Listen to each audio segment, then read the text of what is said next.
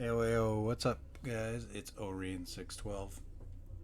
I'm back with a totally separate type of video. It's actually pretty new. I rarely do this, but it's a TWID for what's just been dropped now. And from what I've kind of like just read over quickly, I think Warlocks are going to be getting some love. So I just want to go over and read this for those Warlock users and let you know that I think they're getting a decent buff. A little bit in PvE, actually a lot in PvE, a little bit in PvP. So, Warlock abilities tuning preview for 9.1.0. Warlocks and their space magic abilities. We're seeing some great usage of Warlock constructs such as Child of the Old Gods, Bleak Watcher, Hellion, Arc Soul, and Ionic Sentry. In the near future, we're planning to enable deeper build crafting with these constructs. Additionally, a few builds are starting to stand out, like Prismatic build leveraging Lightning Surge to effectively delete champions at a moment's notice. While we're happy with how players are building into the above abilities, not gonna lie, those have been there for like the last year. So let's hope they're tuning other stuff, because those are quite common, like melee builds, prismatic builds, getaway artist. These are very classic ones. Like you're using that exotic special fusion and the ionic traces to get those 20 to 15-second chaos reaches. We all know about this. Hellion, yes, obviously with the new exotic gauntlets. But anyway, back to what I was saying, or what they're releasing. um, this limits a variety in build crafting. We're looking to address that. A few strand abilities don't shine as brightly as we wish. Yes, that subclass has been dead for almost 2 years now, or maybe even since like the release of Lightfall. It needs a buff, just like Devour. I don't know why they changed Devour, but anyway, a handful of exotics need bug fixes. Yes, that's true. And we're aware that players desire more grenade centric builds to feel more powerful in endgame content. Yo, that's the build I'm exactly making content on. Let's hope they address it. While some of the above will take time to address, we're planning a tuning pass for Ash and Iron. That's kind of sad. Also known as Major Update 9.1.0. Okay, coming in early September. Not too far away. We are still testing these changes and finalizing how everything should work, so some of these things may shift, but these are our first steps in helping Warlocks feel a bit more of love for their space magic. Hunters and Titans, don't fret, we'll be back in the next few weeks to discuss more changes coming. You won't be left out. Yeah, they've been just destroying it, Hunters and Titans, especially Titans, but they needed a bit of love. Warlocks were mad for quite a while. Coming back, Warlocks, so the abilities, Empowering Rift, not a lot of people use. It's niche on boss damage. Standing in an Empower Rift now generates grenade, melee, and class ability energy over time. Okay. Final blows while standing in Empowering Rift now generate bonus special and heavy ammo progress. Ooh, let's hope they get that right, because bumping up your stats on ammo generation is amazing now. Weave Walk Strand Aspect. Exiting Weave Walk now grants Woven Mail for you and your nearby allies. That's nice. That's great for PvP. Woven Mail duration is relative to time spent in Weave Walk. Okay. Increased horizontal movement on enter and exit. Okay. Increase fragment slots from 2 to 3. Nice. Nice. Okay. Weaver's Call, Strand and Prismatic Aspect now generates roosted threadling progress when giving damage of any type. Threadling damage now returns class ability energy.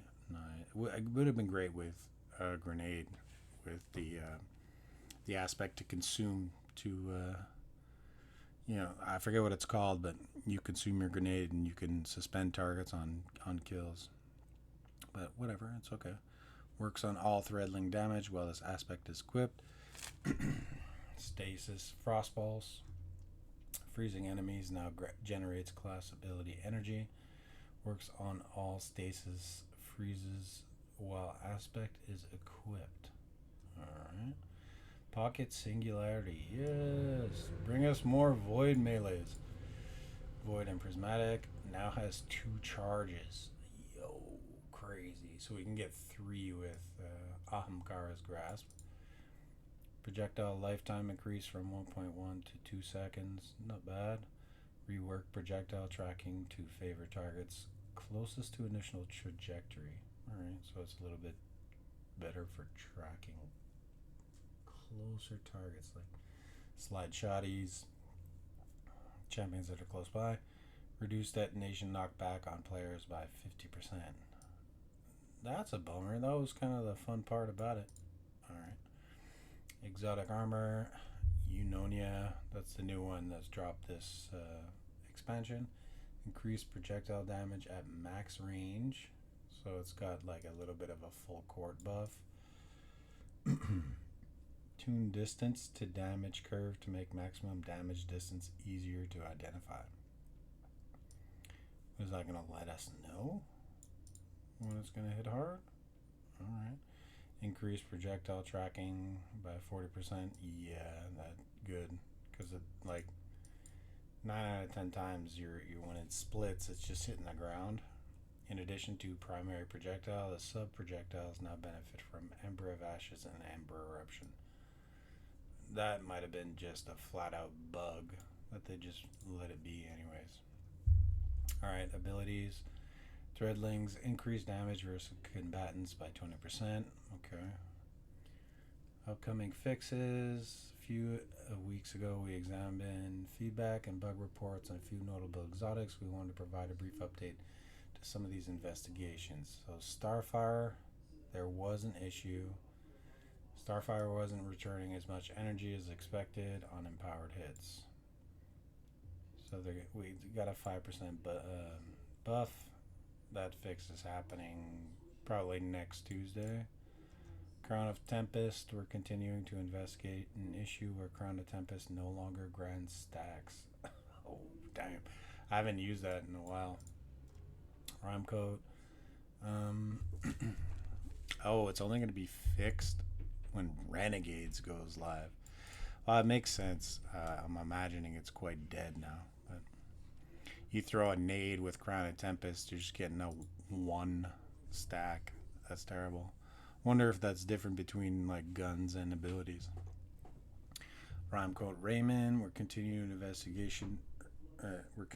investigate an issue where Rhyme code Raymond generated stasis crystals inconsistently. Applied Devour when Feed the Void is active. Yeah, it should. It's an ability, no? Alright. We believe we're honing on a fix and looking to have it fixed for when Renegade goes live. Yikes. Boots of the Assembler. We've confirmed an issue where Boots of the Assembler normal rounds won't work on a teammate that enters a Warlock's Rift. A fix will be deployed down on September. Wings of Sacred Dawn. Who cares? Yes, controverse hold. We've received report that this doesn't return energy as expected, and after investigation we believe this to be true specifically with some combatants in firing range only. We're looking to update the firing range combatants in a future update. I completely disagree and agree with this. I think it's just scattered all around with different enemies in actually different content. That's what I think. Nezarec Sin, we saw reports that the regeneration buff no longer works during multi-kill streaks and believe this may be resolved in 9.0.0.5 alongside the fix of the sprint bug. Oh well. Anyway, that's what I wanted to go over for Warlocks. There's a bunch of stuff coming. Who knows if the fixes are actually going to work?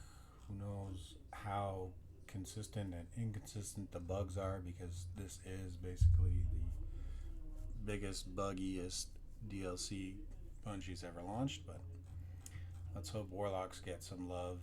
It's not ideal, but again, Strand, I don't think it's going to be powerful enough. Maybe these are PvP aspects for Weave Walk and Weaver's Call, those super niche users, but I wanted to read this out in case nobody's up on Bungie website for this week in Destiny. Alright guys, hope you enjoy the content. Sorry about my voice. My throat's a little dry. I'll catch you guys in the next vid. Don't forget to smash that like button and subscribe. Alright, peace.